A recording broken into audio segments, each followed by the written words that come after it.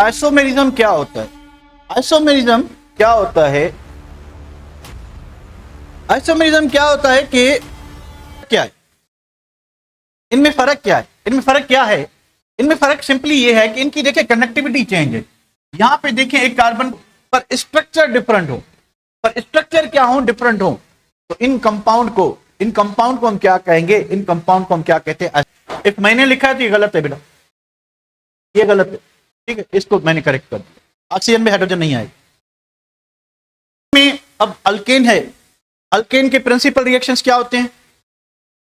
Alkane के principal reactions क्या होते हैं? सब्स्टिट्यूशन होते हैं। में नहीं, ये होगा आपका जहां पे टर्शरी कार्बन मौजूद हो, ठीक है, ये बात समझ रहे हैं? वैसे ये आइसोमेरिज्म रिलेटेड तो नहीं है, ये हमने स्टेबल या मोस्ट स्टेबल फ्री रेडिकल मिलेगा, तो वो जो है ज्यादा रिएक्टिव साइट होगी, ये चीज समझने से, ठीक है बेटा।